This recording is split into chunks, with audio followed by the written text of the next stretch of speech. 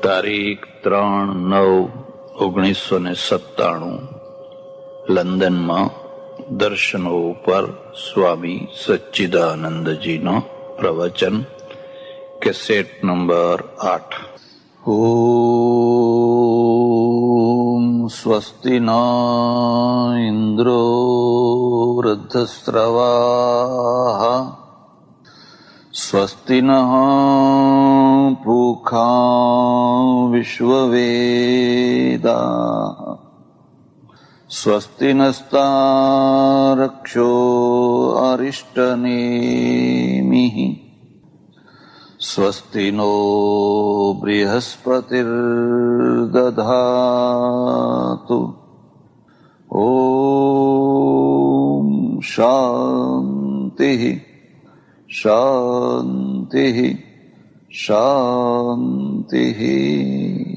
સદ્ગુરુદેવ કી જય.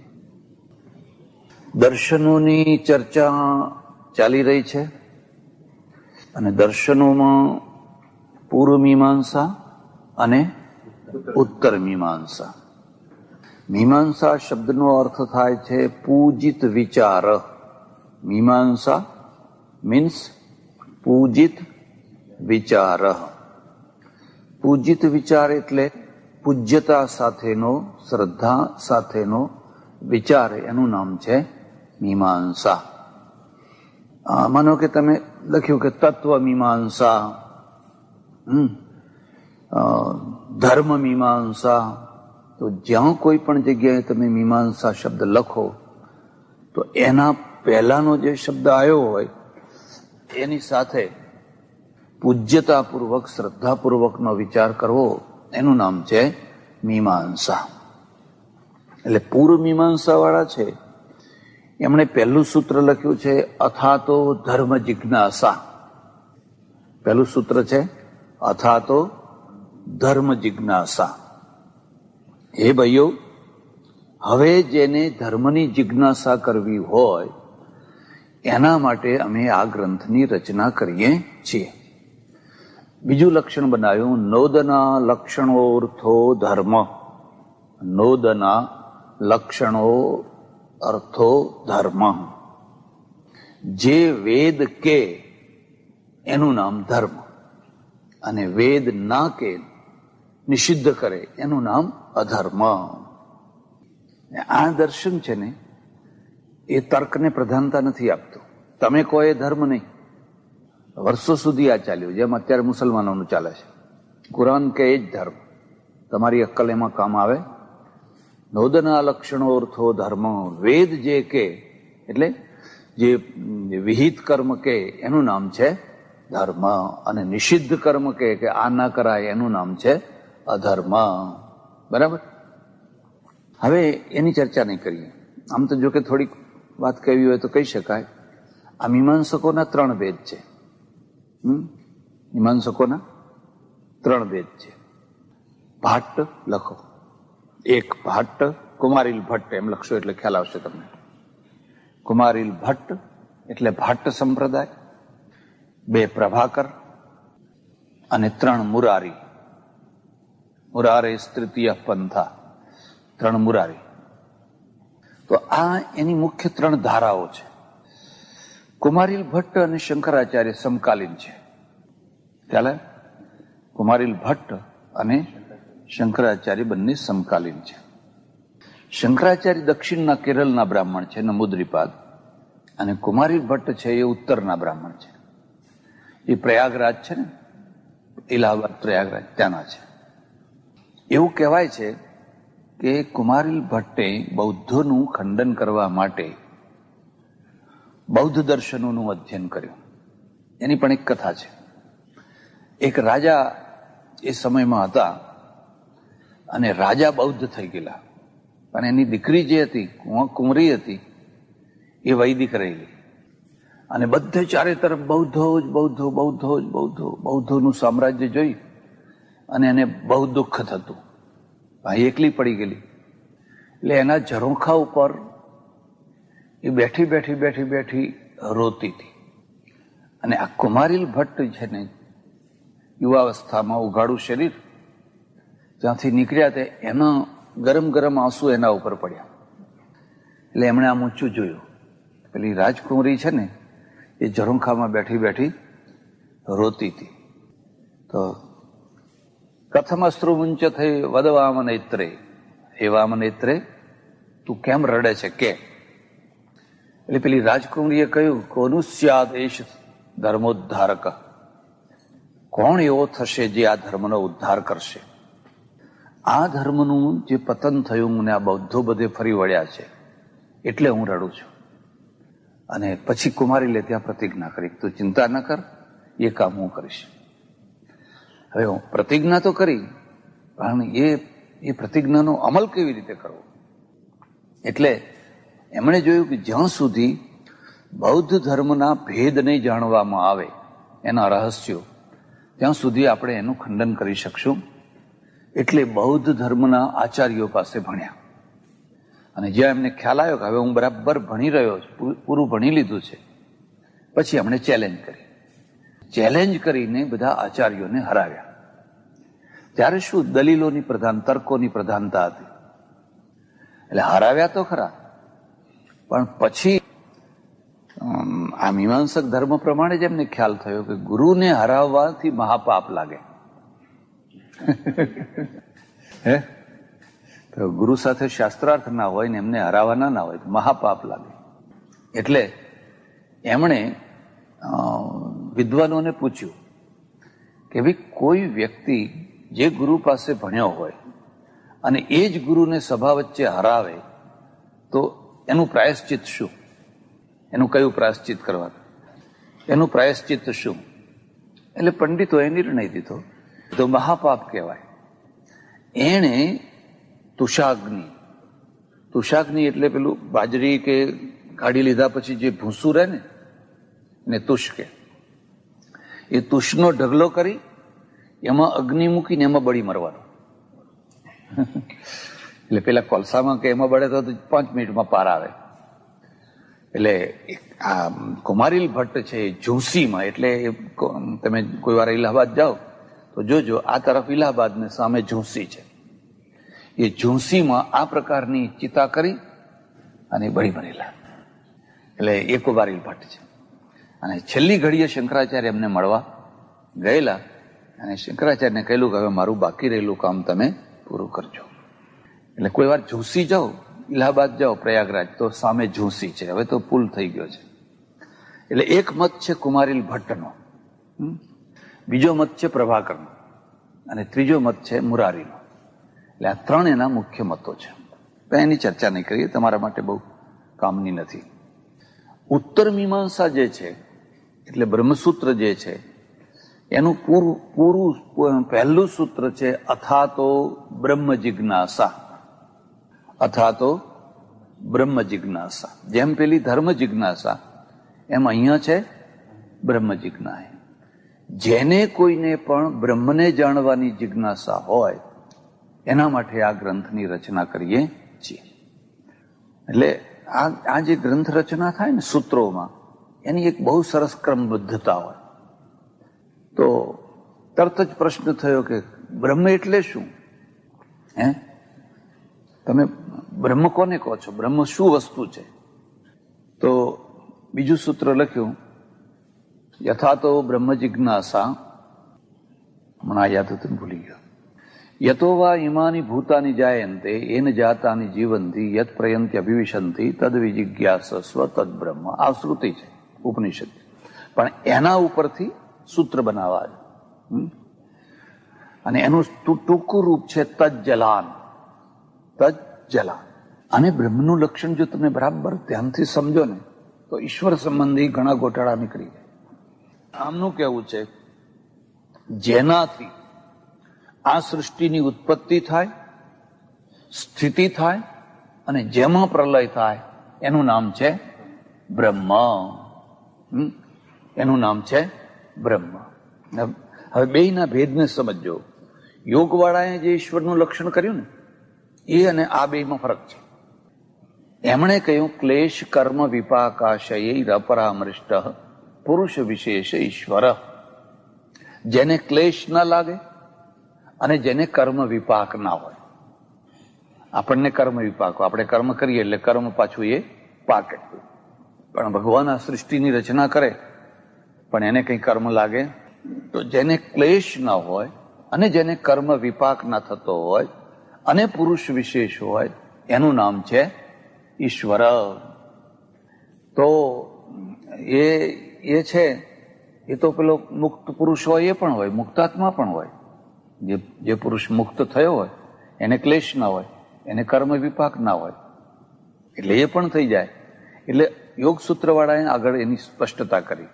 ના, એમ કે એ નહીં. સતુ પૂર્વેશામ અપી ગુરુ કાલે નાન વચ્છેદાત. સતુ પૂર્વેશામ અપી ગુરુ. આ જે ઈશ્વર છે એટલે પૂર્વમાં જે થઈ ગયા સિદ્ધ પુરુષો, મહાપુરુષો થઈ ગયા એનો પણ એક ગુરુ છે. કાલે નાન વચ્છેદાત. આ બધા કોઈ કાલમાં અવચ્છિન્ન છે અને પેલો છે કાલથી પર છે. બેમાં ફરક સમજો. માનો કે બુદ્ધ, મહાવીર, ફલાણા ફલાણા ફલાણા, તો એ કોઈને કોઈ કાળમાં થયા.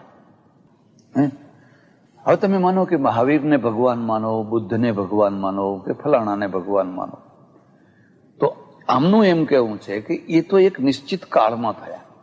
એના કાળમાં પરમેશ્વર હતો અને એના જ્ઞાનથી આ સિદ્ધ પુરુષ થયા. સતુ પૂર્વેશામ અપી ગુરુ. એ તો પૂર્વમાં જે સિદ્ધ પુરુષો થયા એનો પણ એ ગુરુ છે.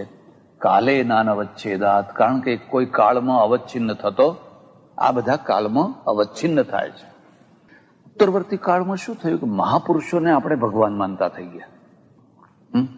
જે મહાપુરુષો થયા ને એ મહાપુરુષોને પછી મહાપુરુષો માનવાની જગ્યાએ ભગવાન માની લીધા અને એમાં બધી બહુ ગૂંચવણ થઈ ગઈ. આ બ્રહ્મસૂત્રમાં, યોગ સૂત્રમાં એવા કોઈ મહાપુરુષને ભગવાન નથી માન્યા. ઇવન એના રચનારા જે પતંજલિ કે વ્યાસ છે ને એ પણ ભગવાન નહીં, એ ઋષિ છે. એ ઋષિ છે. પછી જે આગળની પ્રક્રિયા આવી ને જે હાથમાં આવ્યો એ બધા ભગવાન. હું એ મારા સંપ્રદાયનો ભગવાન એટલે કોઈ 100 વર્ષ ઉપર, કોઈ 200 વર્ષ ઉપર, કોઈ 25 વર્ષ ઉપર, કોઈ 50 વર્ષ ઉપર, કોઈ 500 વર્ષ ઉપર, બધા ભગવાન જ ભગવાન બધા. અને એ ગોટાળો બહુ મોટો થઈ ગયો. એટલે આ કે છે ના, સતુ પૂર્વેશામ અપી ગુરુ કાલે નાન વચ્છેદાત. આમનું શું કહેવું છે કે ના, એ બરાબર તમારું લક્ષણ નથી, એ લક્ષણ બરાબર નથી. તો લક્ષણ શું છે? તો જેનાથી આ સૃષ્ટિની ઉત્પત્તિ થાય, સ્થિતિ થાય અને પ્રલય થાય એનું નામ છે ઈશ્વર. હવે બેમાં ફરક શું છે?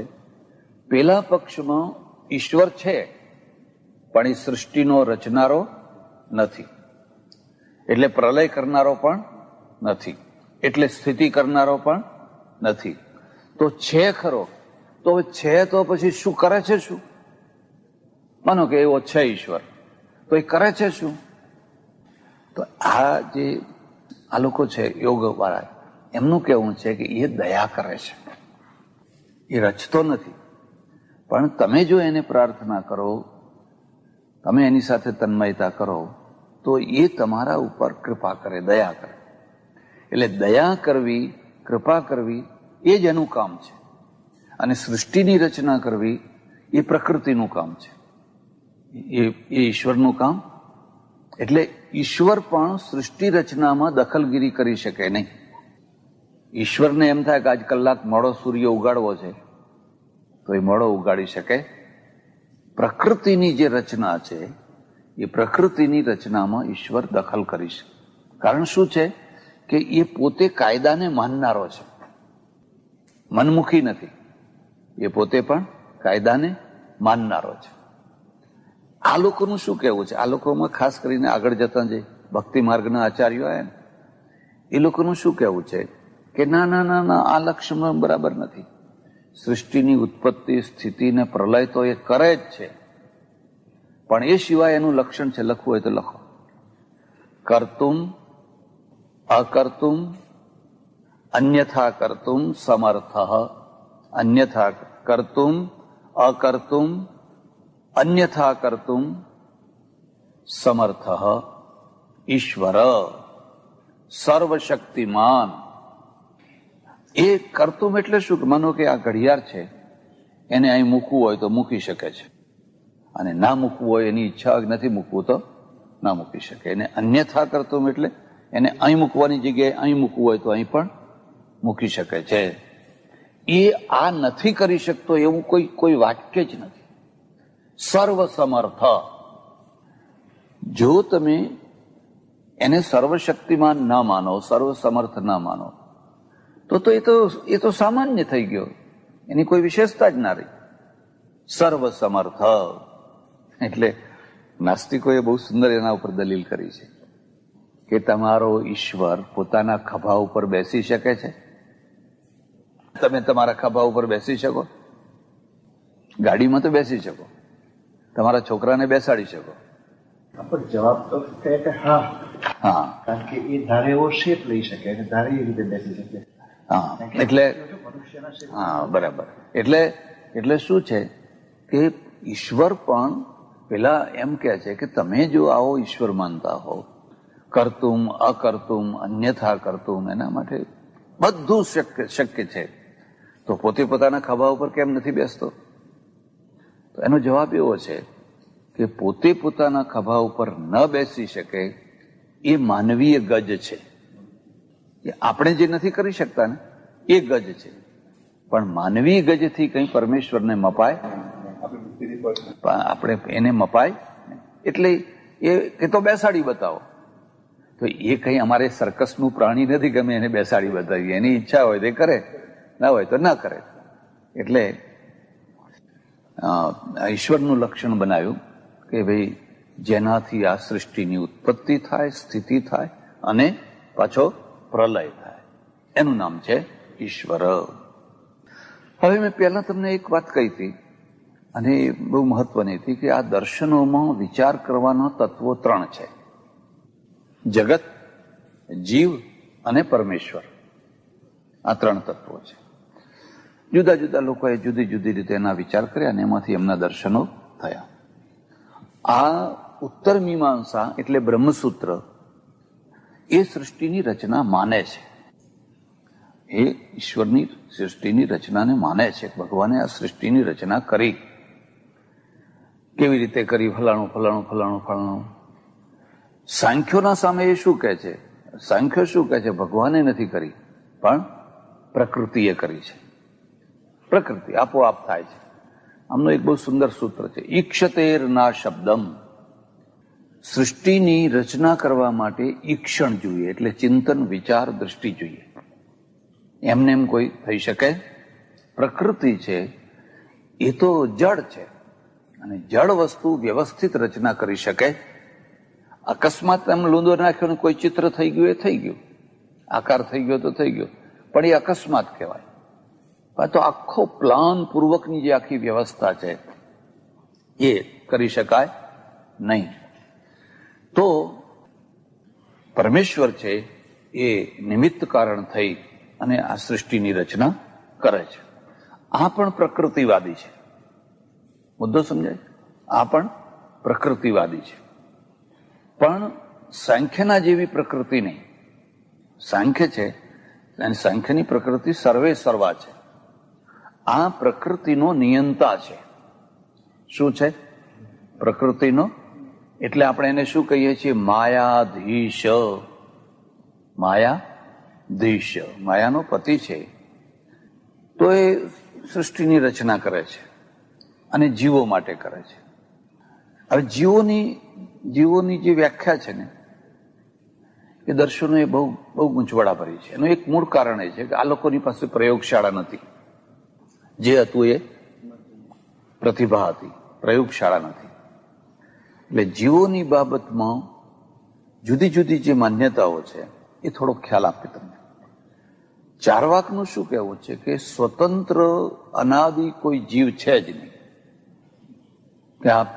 એટલે છે જ નહીં એટલે પુનર્જન્મ પણ નથી, એટલે આવતો જન્મ પણ નથી. તો પછી આ ચેતન શું છે? તો કે જ્યારે એક નિશ્ચિત ફોર્મ્યુલા પૂર્વકનો 4 તત્વો પૃથ્વી, જળ, અગ્નિ, વાયુ અમુક નિશ્ચિત રીતે મળે છે એટલે ચેતના આવી જાય છે. એટલે ચેતના ઉત્પન્ન થનારી વસ્તુ છે. અને માણસ જ્યારે મરે છે ત્યારે એ ચેતના ચાલી જાય છે. એટલે કોઈ જીવ જતો નથી કઈ એમ. ચેતના એક સ્થાયી સ્થિર વસ્તુ, સનાતન વસ્તુ નથી, પણ એક સંયોગિક વસ્તુ છે. એમને ઉદાહરણ આપ્યું છે કે માનો કે જેમ તમે પાન બનાવો છો તો કાથો, ચૂનો એ 2-3 વસ્તુઓ ભેગી કરો એટલે એમાંથી લાલાશ આવી જાય છે. હવે જે લાલાશ છે ને એ મિશ્રણથી આવી છે. બીજું ઉદાહરણ એમને આપ્યું છે કે આ મહુડા કે એવું તેવું કંઈક કરો તો એમાંથી મદ્ય બને છે. જે નિશો આવે છે, જે કેફ આવે છે, એ કેફ એમાંથી ઉત્પન્ન થયો. એવી જ રીતે આ શરીરના પણ નિશ્ચિત પ્રમાણનું સોલ્યુશન કરવામાં આવે એટલે એમાંથી ચેતના ઉત્પન્ન થઈ જાય છે. અને જ્યારે માણસ મર્યો હોય, મરતો હોય, મરી રહ્યો હોય ત્યારે એ ચેતના ધીરે ધીરે ધીરે ધીરે જતી રહે છે. જેમ કમ્પ્યુટરમાં, જેમ ગાડીમાં, જેમ કેલ્ક્યુલેટરમાં, જેમ બધે તમે જોઈ શકો, ઘડિયાળમાં, એવી રીતે. એટલે એ લોકો અનાત્મવાદી છે. કેવા છે? અનાત્મવાદી છે. અને એને સૌથી વધારે સારું શું થયું કે એને પરલોકની ચિંતા નહીં, કે હવે આ જીવ ક્યાં જશે ને કેવા કર્મ ભોગવશે કે કેવું શું થશે, કે એવી કોઈ એને કર્મકાંડની કોઈ નહીં કે ભાઈ આ શ્રાદ્ધ કરાવો, અહીંયા ફલાણું કરાવો કે એવું કશું જ નહીં. એ તો એક જ. એ લોકો એટલે ચાર્વાકના followers ને. હા. એટલે એનો ફક્ત નિશ્ચિત વર્ગ. હા, બીજા કોઈ હોય તો એ એનો વર્ગ કહેવાય ને. તો એક સાંખ્ય હોય કે હા, એ નહીં. આ તો ચાર્વાક. એટલે અનાત્મવાદી છે અને અનીશ્વરવાદી છે. બરાબર. બૌદ્ધોનું શું કહેવું છે કે ભાઈ આત્મા છે, જીવાત્મા બિલકુલ નથી એમ નહીં, પણ એ વિજ્ઞાન રૂપ છે અને એની ધારા ચાલી આવે છે. કારણ કે એનું શું કહેવું છે કે જેટલું ક્ષણિક હોય એટલું જ સત્ય છે. સત્યની વ્યાખ્યા છે યત ક્ષણિકમ તત સત્યમ. જે નિત્ય હોય એ સત્ય હોય જ નહીં. આ શંકર સિદ્ધાંતથી બિલકુલ ઉલટો છે. અને એટલે એમને બીજી વ્યાખ્યા કરી છે, લખવું હોય તો લખજો. અર્થ ક્રિયાકારીત્વમ સત્યત્વમ. અર્થ ક્રિયાકારીત્વમ સત્યત્વમ. જેમાંથી અર્થ ક્રિયા, જે અર્થમાં ક્રિયાકારિતા હોય. માનો કે આ રૂમાલ છે તો આમાં ક્રિયા છે. આ જૂનો થાય છે, મેલો થાય છે, ધોવાય છે, એની ઘડી વરાય છે, એને ખુલ્લો કરાય છે, તો એ ક્રિયાકારિત્વ છે. જેમાં આવું ન થતું હોય, જે અર્થમાં ક્રિયાકારિતા ના હોય, એ વસ્તુ જ નથી, એનું અસ્તિત્વ જ નથી. હવે આત્મા છે એમાં તો આવું કશું થતું નથી. એટલે કે એવી કોઈ આત્મા જેવી એવી કોઈ વસ્તુ જ નથી. યત ક્ષણિકમ તત સત્ય. એટલે તમે કહો કે બ્રહ્મ આવું છે, એક રૂપ રહેનાર હોય એવી કોઈ વસ્તુ જ ના હોય. એમાં અર્થ ક્રિયાકારિતા હોવી જોઈએ. તો આ બૌદ્ધનું એમ કેવું છે કે ભાઈ જે જીવાત્મા છે, જીવ જે છે એ ક્ષણિક છે, પણ એની ધારા ચાલે છે સતત. એ ધારા ચાલતી મનુષ્ય શરીરમાં આવે છે. પુનર્જન્મ માને છે, કર્મવાદ માને છે. મનુષ્ય શરીરમાં જયારે આવે છે અને પછી એ નિશ્ચિત કર્મ કરતા બૌદ્ધ ધર્મમાં દીક્ષિત થાય, પછી બૌદ્ધ ધર્મનો ભિક્ષુ થાય, અને બૌદ્ધ ધર્મનો ભિક્ષુ થયા પછી એ નિશ્ચિત પ્રકારના સાધનો વગેરે કરે તો પેલી ધારા છે ને એ લુપ્ત થઈ જાય, સમાપ્ત થઈ જાય. એ ધારા સમાપ્ત થઈ જાય એટલે એનું નામ થયું નિર્વાણ. એટલે મોક્ષ શબ્દ નથી વાપરતા એ લોકો, નિર્વાણ. અને નિર્વાણ શબ્દનો પણ અર્થ સમજવા જેવો છે. વાણ એટલે શું? પેલો ખાટલો હોય ને, એ ખાટલાને જે પાછળથી પાંજેત આમ ખેંચે ને એને પાંજેત કહેવાય, અને વચ્ચે જે હોય ને ગૂંથેલું એને વાણ કહેવાય. ખ્યાલ આવે? પણ એ બધું ઢીલું થઈ જાય ને એટલે પાછું આમ ખેંચે, એને પાંજેત કહેવાય ને પેલું કહેવાય વાણ. હવે વાણ જેનું છૂટી જાય એનું નામ કહેવાય નિર્વાણ. તો હવે વાણ છે ને એ જન્મનું પ્રતીક છે. આપણે ત્યાં ગામડામાં કહે છે કે અમારે ઘેર ખાટલો આવ્યો છે. ખાટલો આવ્યો છે એટલે બાળક જન્મ્યું છે, બાળક જન્મ્યું છે. એટલે એનું ઉપલક્ષણ થયું કે એ વાણ છે ફરી ફરીને જન્મવું, એ જેમાંથી છૂટી જાય એનું નામ કહેવાય નિર્વાણ. તો એમાં શું, પોતે જ સમાપ્ત થઈ ગયા, પોતાના અસ્તિત્વની જ સમાપ્તિ થઈ ગઈ, પણ એને માને છે આત્માને. હવે બીજા બધા જે છે એ પણ જુદી જુદી રીતે કોઈને કોઈ રીતે આત્માને માને છે કે આ શરીર છે એમાં કોઈને કોઈ આત્મા છે. જૈનો શું કહે છે કે જેટલું શરીર છે એટલો આત્મા છે. હાથીના શરીરમાં હાથી જેવો અને કીડીના શરીરમાં કીડી જેવો, એટલે મધ્યમ પરિમાણી શરીર પરિમાણી એવું માને છે. તો હવે એનો બહુ વિરોધ ખંડન થયું છે કે ભાઈ કીડીનો આત્મા જયારે હાથીના શરીરમાં જાય તો કે હાથી જેવો થઈ જાય રબડની માફક, અને હાથીનો શરીરમાંથી જયારે કીડીના શરીરમાં જાય તો સંકોચ વિકાસ થઈ જાય. એટલે એમને એમ પૂછવામાં આવ્યું કે ભાઈ એ સાવયવી છે કે નિરવયવી, એના અવયવ છે કે અવયવ નથી? તો જો અવયવ હોય તો સંકોચ વિકાસ થાય, અને અવયવ ન હોય તો સંકોચ વિકાસ થઈ શકે. રબડ છે, રબડનો અવયવ છે. બીજું કે જ્યારે તમે એ રબડને ખેંચીને મોટું કરો છો ત્યારે પાતળું થઈ જાય છે, અને ફરી પાછું જ્યારે એને ઘટ કરો છો ત્યારે જાડું થઈ જાય છે. એટલે હાથીના શરીરમાં જો હાથી જેવો આત્મા મોટો વિશાળ થઈ જાય તો એ પાતળો થઈ જાય, અને કીડીના શરીરમાં ઘટ થઈ જાય. એટલે આ તો સૌની માન્યતાઓ છે. એટલા માટે કે તમે આ બધું જાણો ને તો તમને નવાઈ લાગે કે આ કેવા લોકોએ વિચાર કરેલા છે, કઈ જાતના વિચારો કરેલા છે. નૈયાયિકોનું કહેવું શું છે? નૈયાયિક, વૈશેષિક, સાંખ્ય, યોગ, આત્મા વ્યાપક છે. આ સિદ્ધાંત જરા સમજવા જેવો છે. આત્મા વ્યાપક, પરમેશ્વર તો વ્યાપક છે જ, પણ આત્મા પણ વ્યાપક છે. અને આત્મા પાછા અનેક છે, અનંત છે. 1, 2, 3, 4 નહીં, પણ અનેક છે, અનંત છે.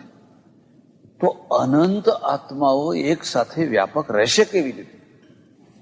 અને જો આત્મા અને પરમાત્મા બે વ્યાપક હોય તો એક અલ્પશક્તિ વાળો અને બીજો સર્વશક્તિ વાળો થશે કેવી રીતે? બિંદુ અને સમુદ્ર બે જળ છે, પણ બિંદુમાં શક્તિ ઓછી છે કે એ તો નાનું છે, પણ અહીં તો આત્મા એ બધા વ્યાપક છે અને પરમેશ્વરે વ્યાપક છે. તો બેમાં સરખાપણું આવી જશે. એટલે એનું શું કહેવું છે કે પહેલો મુદ્દો તો યાદ રાખજો, એક સાથે અનેક વસ્તુઓ વ્યાપક થઈ શકે છે. એક જ વસ્તુ વ્યાપક થાય એવો કોઈ નિયમ તો કેવી રીતે થઈ શકે છે? આજે આપણે આજના પરિપ્રેક્ષ્યમાં ઉદાહરણ લઈએ તો માનો કે કેટલા રેડિયો સ્ટેશનો, કેટલા વાયરલેસો, કેટલા ટીવી સ્ટેશનો, હવે એક સાથે 100ની અણી જેટલા નાના પોઈન્ટ ઉપર બીબીસી આવે છે, ફલાણું આવે છે, ફલાણું આવે છે, ફલાણું આવે છે. એક આપણે જે રેડિયોમાં સ્ટેશન મેળવીએ છીએ એ તો એની ફ્રીક્વન્સી મેળવીએ છીએ. આજકાલ જે આ ટેલિફોનના કેબલ નીકળ્યા છે ને, તો પહેલા જાડા કેબલ નાખવા પડતા, અને પ્રત્યેક કેબલ સેપરેટ. હવે આખું બદલાઈ ગયું. હવે તો એકદમ ઝીણો વાયર, અને એક વાયરની અંદર 10,000 ફ્રીક્વન્સીઓ જાય. એટલે તમે 10,000 ટેલિફોનોના જોડાણ આપી શકો. હવે જાય છે એક જ વાયર, પણ તમારો ટેલિફોન એમને ના સંભળાય ને એમનો ટેલિફોન એમને ના સંભળાય. તો આ ભેદ કેવી રીતે કરી દીધો? તો એ ભેદ કર્યો ફ્રીક્વન્સીના આધારે. તમે કઈ રીતે ફ્રીક્વન્સી સેટ કરો છો એના ઉપર છે. તો એક જ જગ્યા ઉપર અનેક વસ્તુઓ વ્યાપક રહી શકે. આ બ્રહ્માકુમારી વાળા છે ને, એમનું શું કહેવું છે કે ઈશ્વર વ્યાપક નથી. ઈશ્વર વ્યાપક નથી, એ તો ઉપર ધામમાં બેઠેલો છે. મુસલમાનો પણ એવું માને છે. એ 7મા આસમાનમાં એક ખુરશી ઉપર બેઠો છે. અને ઇઝરાયલ, મેકાઇલ, જીબ્રાઇલ એ ચાર જે દૂતો છે એ ખુરશી ઉપાડીને ઊભા છે. આ તો આપણા જેવું જ છે. હવે કોઈ પૂછે કે એ પાછા કોના ઉપર ઊભા છે? એ ચાર દૂતોએ ખુરશી ઉપાડી. કોઈ વાર એમ ડગમગે થાય ને પાછા, તો આ માણસ છે, હવે ગમે એમ થાક લાગે એટલે તો બિચારા અલ્લાહ મિયાં પાછા ડગમગ થઈ જાય ને. પણ એ પાછા કોના ઉપર ઊભા છે? તો કે ફલાણા ઉપર. તો એ ફલાણા શાના ઉપર ઊભા છે? એટલે કયો દોષ આવે? અનવસ્થા. તમારે એક જગ્યાએ એવું કહેવું જોઈએ કે ભાઈ એ સ્વયંભૂ છે, એ કોઈના ઉપર ઊભું, એ પોતે જ પોતાના ઉપર છે. એટલે બ્રહ્માકુમારી વાળા શું કહે છે? અરે રે, તમને કઈ વિચાર આવે છે? તમે ઈશ્વરને વ્યાપક, આ ઉકરડામાં ઈશ્વર છે, આવી ગંધાતી જગ્યામાં, દુર્ગંધ મારતી જગ્યા છે ને એમાંય તમે કહો છો ભગવાન બેઠો છે. ભગવાન તો પવિત્ર જગ્યાએ બેસે. ઉપર ફલાણું જે શિવ બાબા છે, એ શિવ બાબા તો ઉપર એકદમ શુદ્ધ જગ્યાએ બેઠેલા છે. તો એમના માટે શું જવાબ છે કે ભાઈ ઉકરડો ગંધાતો છે એ આપણી રીતે ગંધાતો છે. એમાં જે કીડા છે એના માટે એ ગંધાતો, એના માટે એ સ્વર્ગ છે. તો એના માટે શું ગંધાતું છે?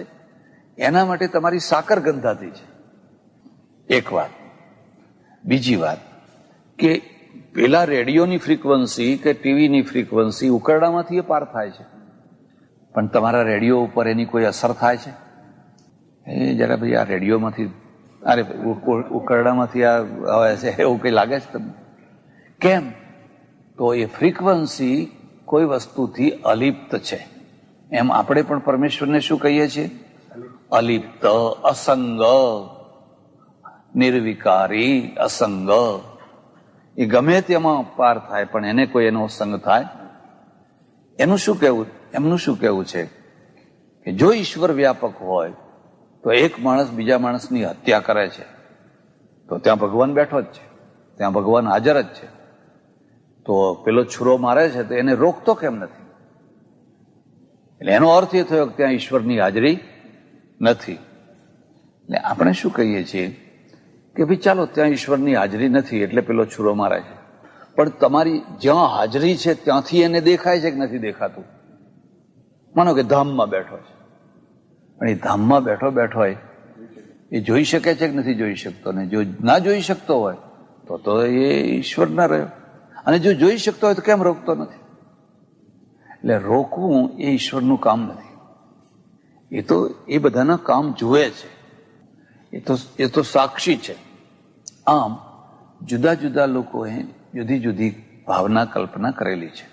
ઉત્તરવર્તી આપણે ત્યાં પણ જે સાકારવાદ આવ્યો, આ બ્રહ્મસૂત્રમાં કોઈ જગ્યાએ સાકારવાદ નથી. કોઈ જગ્યાએ ઈશ્વરના શરીરનો આકાર નહીં બતાવે કે ઈશ્વરને હાથ છે, પગ છે, ફલાણું છે, ફલાણું છે, લક્ષ્મીજી છે, પાર્વતી છે. એ બધું પુરાણવાદમાં આવ્યું. આ આપણા પ્રાચીન જે બ્રહ્મસૂત્ર છે એમાં એ માત્ર નિરાકાર જ છે. ઉત્તરવર્તી કાળમાં પછી શું થયું? ભગવાન વિષ્ણુ વૈકુંઠમાં રહે છે, વૈકુંઠ આવું છે, પવિત્ર છે, ધામ છે, ફલાણું. કૃષ્ણ ભગવાન ગોલોકમાં રહે છે, ત્યાં બધી ગોપીઓ જ ગોપીઓ છે. એક જ પુરુષ છે, કૃષ્ણ સિવાય કોઈ પુરુષ નહીં.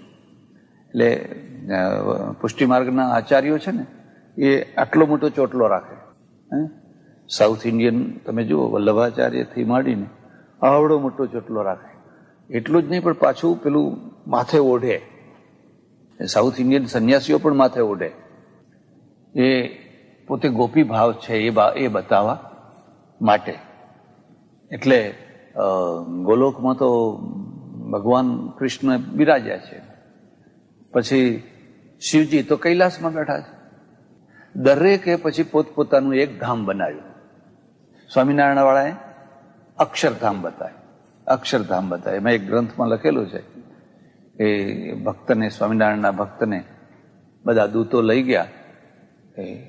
રામનું સાકેત ધામ આવ્યું, એને સાકેત ધામ કહેવાય. રામ ને સીતા ને લક્ષ્મણ ને એટલું બધું સુંદર, એટલું બધું સુંદર. એટલે પણ પેલો કે ના, આ આપણું ન હોય એમ કે, આ ધામ તો સારું છે પણ આપણું ન હોય એમ કે. પછી ગોલોકમાં લઈ ગયા, ત્યાં કૃષ્ણ ભગવાનને આવું બધું બતાવ્યું, બધું વર્ણન કર્યું કે આ પણ આપણું ધામ પછી શિવજીનું આવ્યું, પછી વૈકુંઠ આવ્યું, પછી ફલાણું આવ્યું, પછી ફલાણું આવ્યું. એ બધાને ના પાડતા પાડતા પાડતા પાડતા છેવટમાં અક્ષરધામમાં ગયો. અને ત્યાં શ્રીજી મહારાજ બિરાજેલા. એટલે પછી કહ્યું કે આ ધામ આપણું. પછી એ પૂછે છે કે હે મહારાજ, શ્રીજી મહારાજ, હવે આનાથી કોઈ ઉપર બીજું ધામ છે? કે ના હો ભાઈ, હવે આનાથી કોઈ ઉપર ધામ?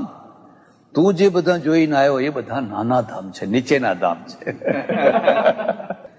અને એ બધા સામાન્ય લોકો હોય એમને એ ધામ મળે, પણ જે મારો નિજ ભક્ત હોય, અનન્ય ભક્ત હોય, એને જ આ ધામ મળે છે. આ સર્વોચ્ચ ધામ છે. તો આ શું થયું? સાંપ્રદાયિકતા. આ થયું સાંપ્રદાયિકતા. એટલું સારું છે કે આ બધા નાના ધામ છે એટલું સ્વીકાર કર્યું. હા, નહીં તો એમ જ કે એ તો બધા નરક છે, એમ કે એ તો પાપીઓને માટે નરક છે. પણ હવે જો એવું કે તો મુશ્કેલી આવે કે તો પછી તમારા મા બાપ ક્યાં ગયા છે? 200 વર્ષ પહેલા તમારા માતા પિતા, એના માતા, એના પિતા, એના પિતા, એ બધા તો પછી બિચારા ક્યાં ગયા હશે? તો એટલે આ શું દર્શન ના કહેવાય, આને શું કહેવાય? સાંપ્રદાયિકતા કહેવાય. આમાં એવું કોઈ નહીં. તમે આખું બ્રહ્મસૂત્ર જો અધ્યયન કરો ને, ખરેખર અધ્યયન કરવા જેવો ગ્રંથ છે. તો આવી કોઈ ચર્ચા નહીં. મોક્ષની ચર્ચા ખરી, પણ એવું કે ભાઈ આ નીચું ધામ છે ને આ ઊંચું છે ને ફલાણું, એ સાંપ્રદાયિક દ્રષ્ટિએ નહીં. હવે એમાં પાછું આ જે સ્વામિનારાયણનો એક ભાગવત છે એમાં આવું મેં વાંચેલું, પણ એમાં પાછું કોઈ જગ્યાએ એવું ના લખ્યું પછી અલ્લા મિયાનું ધામ આવ્યું કે ત્યાં અલ્લા મિયા બેઠા હતા, કે નહીં નહીં નહીં, કે ક્રાઇસ્ટનું આવ્યું. કારણ શું છે? પ્રાપ્તૌ સત્યામ નિષેધ. એમના સામે કોઈ મુસ્લિમ તો છે જ નહીં, એમની સામે તો હિન્દુઓ જ છે. હિન્દુઓમાંથી જ આમાં કન્વર્ટ કરવાના છે, કોઈ મુસલમાનમાંથી કન્વર્ટ કરવાનો નથી. એટલે આપણામાંના લોકોને જ કહેવાનું કે ભાઈ આ બધા નાના નાના ધામો છે અને એમાં કઈ તમારું પરમ સુખ પ્રાપ્ત થાય. પરમ સુખ જે સર્વોચ્ચ ધામ છે એ તો પેલું ધામ છે. બરાબર? એટલે આ સાંખ્ય, યોગ, નૈયાયિક, આ બધાનું કહેવું છે કે આત્મા તો વ્યાપક છે પણ ઘણા છે. અરે તો ગોટાળો થઈ જશે. જો હું એટલે મારો આત્મા તમારા બધામાં વ્યાપક છે તો તમારા સુખ દુઃખ પણ મને થશે ને, મારા થશે એવા તમારા પણ થશે ને. અને પછી તો આ મારું શરીર પણ રહેશે જ નહીં ને. હું તો બધે જ છું, એમ તમે બધે જ છો. તો કોનું કયું શરીર અને કયા શરીરનું સુખ દુઃખ એ તો કોઈ વ્યવસ્થા જ નહીં રહે. એટલે આમનું શું કહેવું છે કે સુખ દુઃખની અનુભૂતિ છે એ મનના દ્વારા થતી હોય છે અને મન બધાના સેપરેટ હોય છે. એટલે જેનું મન જેની સાથે હોય એને જ એના સુખ દુઃખની અનુભૂતિ થાય છે. એટલે મારો આત્મા તમારામાં પણ ખરો, પણ મારું મન ત્યાં નથી, એટલે તમારી અનુભૂતિ મને થશે નહીં. પણ જેની મોહ શક્તિ, પ્રેમ શક્તિ કોઈ બીજા સાથે તન્મય થયેલી હોય તો એના સુખ દુઃખનો અનુભવ થાય છે. માનો કે છોકરું માદું પડ્યું તો એનું દુઃખ માને થાય છે. તો કેમ થાય છે? કારણ કે બાળકના પ્રત્યે એની મોહ વૃત્તિ છે. એટલે આવું માને છે. કર્મ પોતપોતાના છે. ઉત્તરવર્તી કાળમાં જતા જતા જતા જે વૈષ્ણવ આચાર્યો આવ્યા એમણે આમાં સુધારો કર્યો કે આત્મા અણુ છે, વ્યાપક નથી પણ અણુ છે. અણુ એટલે એકદમ ઝીણો નાનો છે અને હૃદયમાં રહે છે. અને પછી એ હૃદયમાં આવે છે ને હૃદયમાંથી બહાર નીકળે છે, આંખમાંથી, કાનમાંથી, નાકમાંથી, ફલાણામાંથી મૃત્યુ વખતે એ બહાર નીકળે છે. ને પછી લોક પરલોક વગેરે જગ્યાએ તો એ જીવ છે. ને એમાં ઉદાહરણ આપ્યું શ્રુતિનું. ઉપનિષદ એમાં ઉદાહરણ આપ્યું કે એષોણુરાત્મા ચેતસા વેદિતવ્ય. આ જે અણુરૂપ આત્મા છે એ ચિત્તના દ્વારા જાણવા જેવો છે. અણુરણીયાન મહતો મહિયાન. કેવો છે? તો શ્યામા કોવા તંડુલોવા, પેલો શ્યામાનો દાણો હોય અથવા તાંદડાનો દાણો હોય એવો એ ઝીણો આત્મા અણુ જેવો છે. વળી પછી એની વ્યાખ્યા કરી બાલાગ્ર શતભાગસ્ય શતધા કલ્પિતસ્ય ચ ભાગો જીવસ્સ વિજ્ઞેયો તદાનંત્યાય કલ્પ્યતે. આ જે વાળ છે એના તમે 100 ભાગ કરો. બાલાગ્ર શતભાગસ્ય, એના 100 ભાગ કરો અને એમાંનો એક લઈને ફરી પાછા એના 100 ભાગ કરો. તો એ જેટલો ઝીણો છે એટલો આત્મા ઝીણો છે. અને એ જે આત્મા છે એ પછી મુક્તિને પ્રાપ્ત કરે છે. એમ ઠેઠથી માંડીને ઠેઠ સુધી આ જીવ કેવો છે, કેવો હોવો જોઈએ, કેવો ન હોવો જોઈએ, એના વિશે જુદી જુદી લોકોએ જુદા જુદી ચર્ચા કરી. એક સિદ્ધાંત લેશ કરીને ગ્રંથ છે વેદાંતિઓ, એમાં આ આત્માનું નિરૂપણ જુદી જુદી રીતે બહુ કરેલું છે.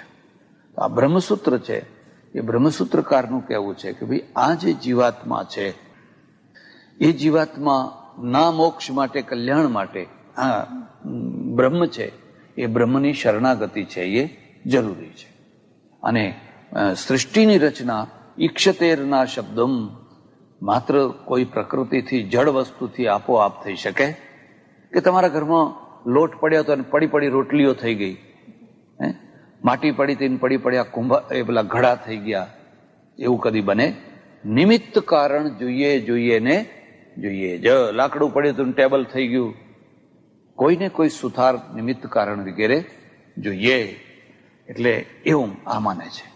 હવે આ બ્રહ્મસૂત્ર છે એ તો એટલો સરસ ગ્રંથ છે ને, એટલો વ્યાપક છે, વિશાળ છે, પણ એના ઉપર જુદા જુદા આચાર્યોએ ભાષ્ય કર્યા. એમાં શંકરાચાર્ય ભાષ્ય કર્યું, રામાનુજે કર્યું, મધ્વાચાર્ય કર્યું, વલ્લભાચાર્ય કર્યું, ફલાણાએ કર્યું, બધા જુદા જુદા આચાર્યોએ ભાષ્ય કર્યા. તો એ ભાષ્યના દ્વારા પછી એમાંથી ફરી પાછા નવા નવા સિદ્ધાંતો નીકળ્યા. કૃષ્ણ દ્વૈપાયન બાદરાયણ એના ગ્રંથમાંથી ફરી પાછા નવા નવા સિદ્ધાંતો નીકળ્યા. એટલે હું તમને લખાવું એ લખી લેજો. એક, શંકરાચાર્ય, એના સામે લખો અદ્વૈતવાદ. અદ્વૈતવાદ. 2, રામાનુજાચાર્ય વિશિષ્ટાદ્વૈતવાદ. 3, માધવાચાર્ય દ્વૈતવાદ. 4, વલ્લભાચાર્ય શુદ્ધાદ્વૈતવાદ. શુદ્ધાદ્વૈતવાદ. પછી નિમ્બાર્ક, ચૈતન્ય, બીજા બધા આચાર્ય, એ બધા ભાસ્કરાચાર્ય વગેરે છે, પણ આ 4માં બધું સમીકરણ થઈ જાય છે એટલે બીજું વધારાનું નથી લખાતું. તો 8મી શતાબ્દીમાં શંકરાચાર્ય થયા 788માં. અનુમાને આશરે માને છે લોકો 788માં, અને 820માં એમનો દેહ ઉત્સર્ગ, એટલે 32 વર્ષની ઉંમરે દેહ ત્યાગ. હવે શંકરાચાર્ય જે થયા એમના ગુરુનું નામ ગોવિંદપાદાચાર્ય અને એમના ગુરુનું નામ ગૌડપાદાચાર્ય. ગૌડપાદાચાર્ય છે ગોવિંદપાદાચાર્ય અને એમના ગુરુનું નામ છે, તો આ છે કેરળના બ્રાહ્મણો, દક્ષિણી બ્રાહ્મણો. એમાં કોઈ શંકા નહીં, બહુ બુદ્ધિશાળી. એમાં શંકરાચાર્યના 2-3 બહુ મોટા જમા પાસા છે. એક તો એની પાસે અત્યંત પ્રાંજલ ભાષા છે. અત્યંત પ્રાંજલ એટલે તમને સાંભળવી ગમે એવી, એટલે આને બહુ સુબોધ.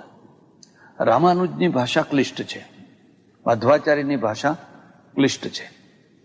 અમારે ત્યાં એવી માન્યતા છે કે જે તથાગત હોય એની ભાષા હંમેશા સરળ હોય. તમે ગાંધીજીની ભાષા જુઓ, એકદમ સરળ, તમારે એમ શબ્દકોશ કે એવું કંઈ જોવું ના પડે. પણ અરવિંદની ભાષા જુઓ તો કશું સમજાય જ નહીં. એનો અર્થ એવો નથી કે ગાંધીજી છીછરા વિચારો કરે છે અને પેલા ડીપ વિચારો કરે છે, એવો નથી, એવો અર્થ નથી. રામકૃષ્ણની ભાષા એકદમ સરળ છે. તથાગતની ભાષા બિલકુલ પ્રાંજલ હોય, બિલકુલ સરળ હોય, સુબોધ હોય. કારણ કે જ્ઞાન છે ને, સત્ય બહુ સરળ છે, અસત્ય જ વાંકું ચૂકું છે. કોર્ટમાં જે વકીલો છે ને, એ તમે જે સાચો કેસ છે, એ સાચો કેસ લડવાના ઓછા પૈસા આપવા પડે અને ખોટો કેસ લડવાના. પણ જે ક્લિષ્ટ ભાષા છે ને, એ દોષ માન્યો છે. શંકરાચાર્યની ભાષા બહુ પ્રાંજલ, બહુ સુંદર, બહુ મીઠી ભાષા છે.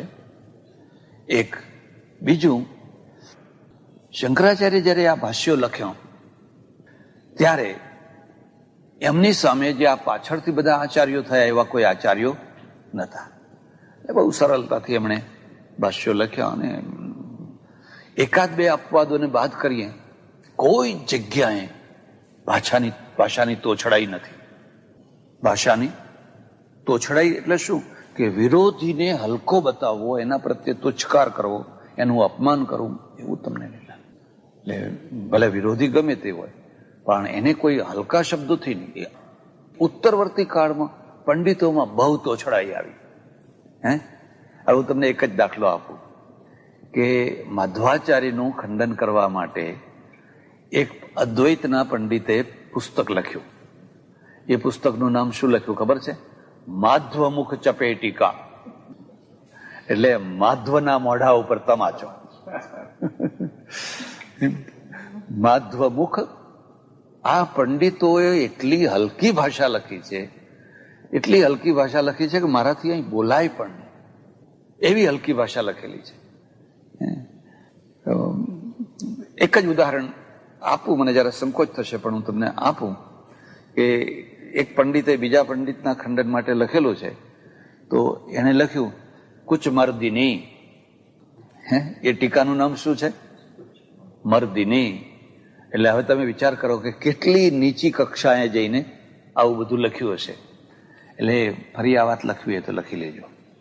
પંડિતોની ભાષા એટલે પંડિતોનું સાહિત્ય, આચાર્યોનું સાહિત્ય, પંડિતોનું સાહિત્ય, આચાર્યોનું સાહિત્ય, ઋષિઓનું સાહિત્ય અને સંતોનું સાહિત્ય, આ ચારે ચાર છે ને એની ખાસ ખાસિયતો હોય. પંડિતોનું સાહિત્ય છે ને એ રાગ દ્વેષથી પર ના હોય, એ રાગ દ્વેષાત્મક હોય. એ જે પોતે માનતા હોય એના ઉપર રાગ રાખે, ના માનતા હોય એના ઉપર દ્વેષ રાખે. દાખલા તરીકે હું કાશીમાં રહેતો તો એક જૈન, દિગંબર જૈનના આચાર્ય હતા. એમની પાસે હું જૈન ધર્મ, જૈન ફિલોસોફી ભણવા જતો. બહુ સારા માણસ, બહુ ભલા માણસ હતા. તો એટલા સજ્જન, એટલા ભલા માણસ, અમે કલાકોના કલાકો સુધી ચર્ચા કરતા ને બહુ પ્રભાવિત થતા. એ તો અમારા જૈન ધર્મમાં આવું લખ્યું. અમે કોઈ એવું તો અમારે ત્યાં એના પહેલા લખેલું છે. અરે કે તમારે ત્યાં આવું લખ્યું? હા. એ જૈનો શું માને છે કે આ કૃષ્ણ છે ને એ 7મી નારકીમાં છે. 7મી એ તો એમને મને કે તમને ખબર નથી, કૃષ્ણ તો 7મા નરકમાં પડ્યા છે. હવે તો બિચારા સહજ ભાવથી એને કહી દીધું. મેં કહ્યું પંડિતજી, તમે બધાએ કહ્યું કે કૃષ્ણ 7મી નારકીમાં પડ્યા છે અને અમે બધા એમ કહીએ કે મહાવીર છે ને 14મી નારકીમાં પડ્યા છે, તમને કેવું લાગે? હવે તમે જોવા ગયા છો? અરે તરત એને સ્વીકાર કર્યો કે આ વાત સાચી છે, આવું ના બોલાય. એમ કે મને આજ ભાન થયું, આવું બોલાય? તો આ કોની ભાષા છે? પંડિતોની ભાષા છે. જૈન ધર્મના જેટલા દર્શનો વગેરે છે તમે જોશો તો એમાં રામ, કૃષ્ણ, સીતા બધા આવવાના, રાવણ બધા આવવાના, પણ એ બધા દીક્ષા લેવાના. છેવટમાં બધા દીક્ષા લેવાના અને દીક્ષા લઈને પછી આગળ એમનો મોક્ષ થશે. હજુ એમનો મોક્ષ થયો, એમને બતાવવાનો હેતુ એ કે આ બધા ખરા પણ એ બધા અમારા ભગવાનની માર્ગે વળ્યા છે. હવે પહેલા બીજા માર્ગે હતા ને પછી તો જૈનોનું જે રામાયણ છે ને, હવે જૈનોનું રામાયણ છે, જૈનોનું રામાયણ છે. પણ મુસીબત શું છે કે કોઈને ખબર નથી કે કયો ગ્રંથ કઈ શતાબ્દીમાં રચાયો. જૈનોનું રામાયણ 12મી શતાબ્દીમાં રચાયેલું છે, એટલે આધુનિક છે. 12મી શતાબ્દીમાં હેમચંદ્રાચાર્ય એની રચના કરી. 12મી શતાબ્દીમાં જે રામાયણ રચાયું એના પાત્ર તો આપણા આના જ લેવાના છે, આના જ બધા લેવાના.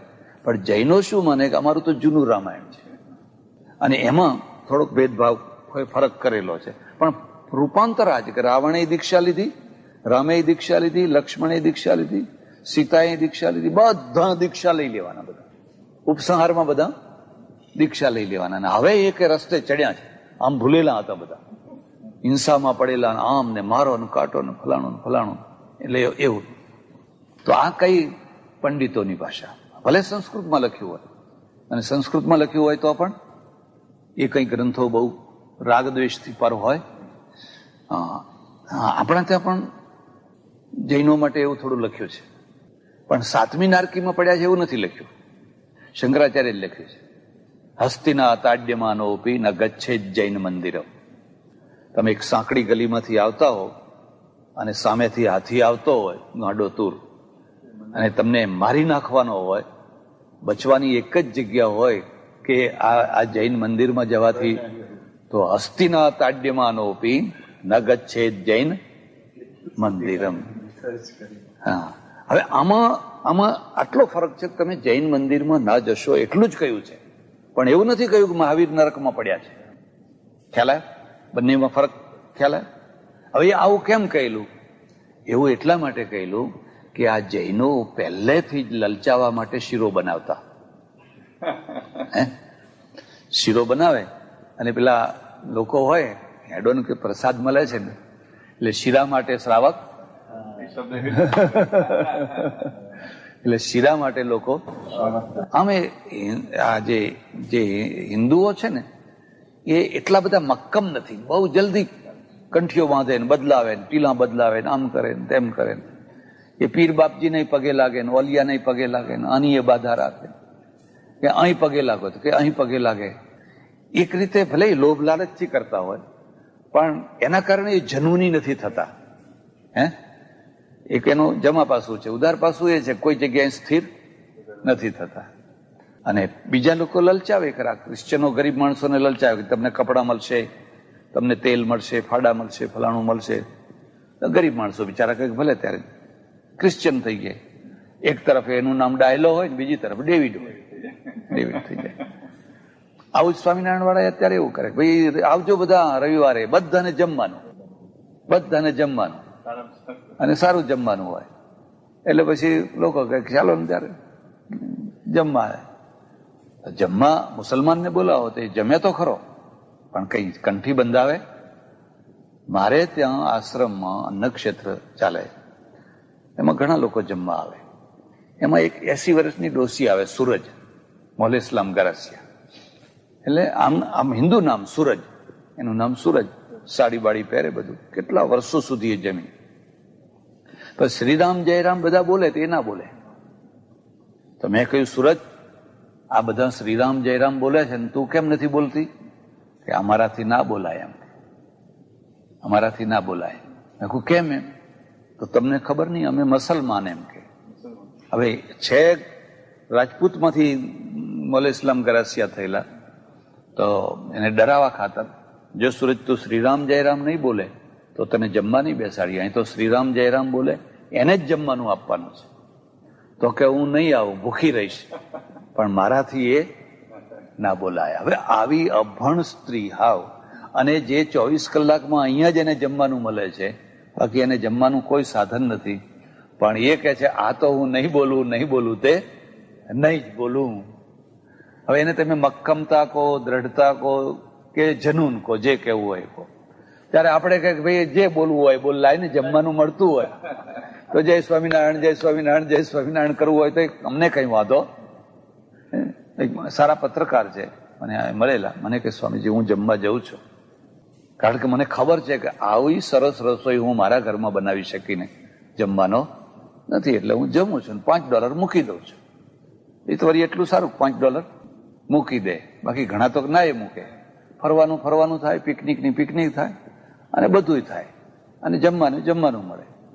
એટલે આ જે પંડિતોની ભાષા છે એ રાગદ્વેષથી ભરેલી છે. આચાર્યોની ભાષામાં થોડું ગૌરવ છે, ગરિમા છે.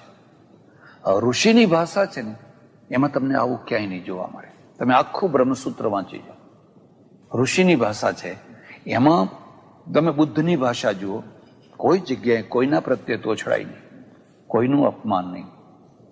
એનો વિરોધ હોય તો વિરોધ બતાવે. ગાંધીજીની ભાષા જુઓ, એ અંગ્રેજોના સામે લડવાનું ખરું, પણ અંગ્રેજો માટે કદી હલકો શબ્દ નહીં વાપરવાનો કે આ લુચ્ચા છે ને ચોર છે ને બદમાશ છે ને આવું છે ને, એવું કદી નહીં વાપરવાનું.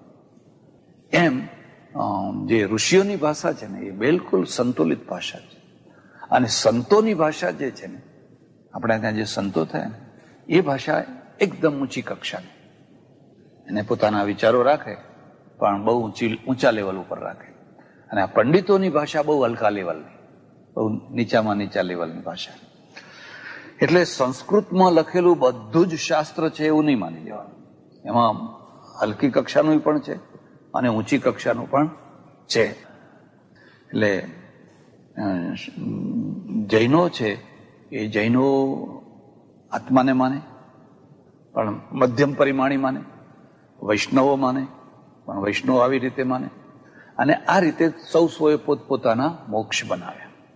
આચાર્ય પીરિયડ શરૂ થયો એના પહેલા, ધ્યાન દેજો, એના પહેલા આપણે ત્યાં પૌરાણિક પીરિયડ હતો, પુરોહિત પીરિયડ, પૌરાણિક પીરિયડ. અને પૌરાણિક પીરિયડમાં આપણા ત્યાં વૈકુંઠ હતું, કૈલાસ હતું. બે મુખ્ય માર્ગો હતા. કાં તો વૈષ્ણવોનો એટલે વૈકુંઠમાં જનારા, અને કાં તો શૈવોનો એ બધા કૈલાસ જનારા.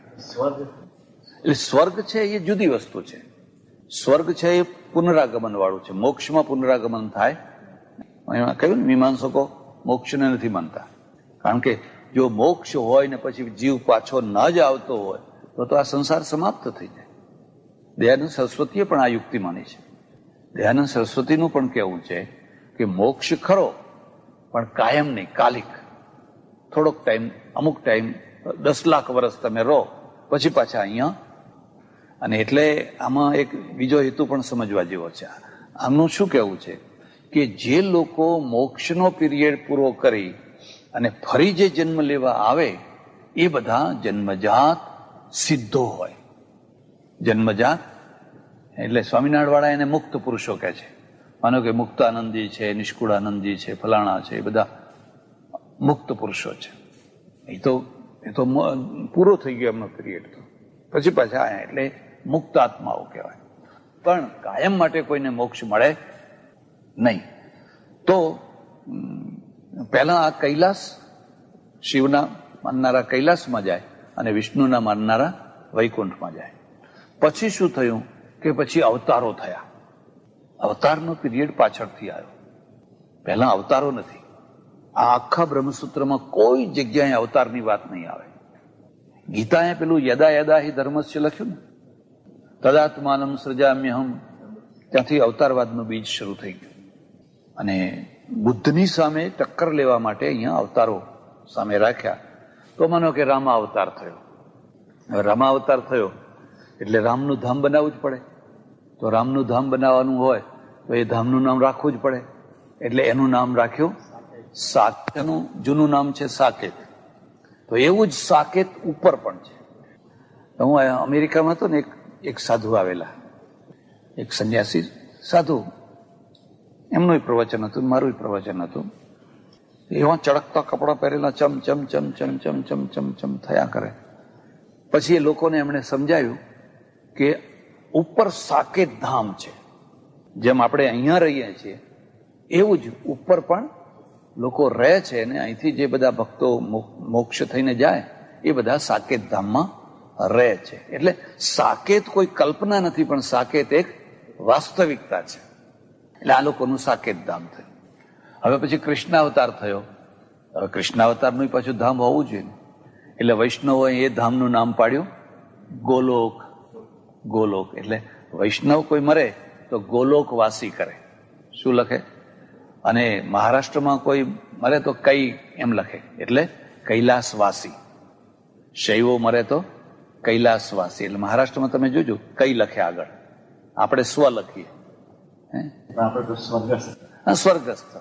અને પછી એવું લખે કે અમારા પિતાશ્રી ફલાણા ફલાણા ફલાણા ફલાણી તારીખે સ્વર્ગલોકને પામ્યા છે, બહુ ખરાબ થયું છે, એવું લખે પાછું. પણ ભગવાનને ગમ્યું એ. એટલે આ સ્વર્ગલોક પામ્યા છે તોય ખરાબ થયું છે. પણ એ શું સમજે છે? સ્વર્ગસ્થ સ્વર્ગલોક પામ્યા એટલે મૃત્યુ પામ્યા છે એમ. પણ એનો અર્થ એને સમજાતો નથી.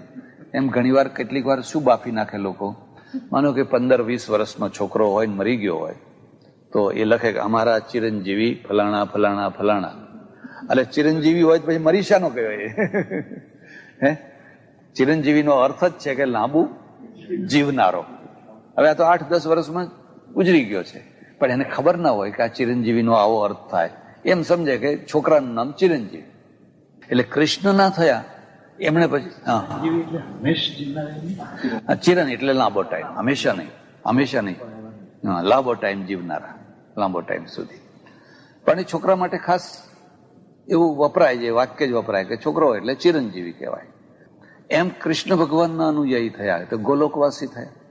અને ગોલોકવાસી, ગોલોકની રચના કરવી હોય તો ગોલોકમાં શું શું હોય, આ કૈલાસમાં શું શું હોય, સાકેતમાં શું શું હોય, તો આ બધા તો જુદા જુદા છે ને. એટલે પછી કે અરે ગોલોકમાં તો ગોપીઓ જ હોય, ત્યાં પુરુષને પ્રવેશ છે જ નહીં. પુરુષ એક કૃષ્ણ જ છે, કૃષ્ણ સિવાય બીજો કોઈ પુરુષ નથી. અને એટલે તમારે પણ ગોપી ભાવમાં જ જવાનું છે.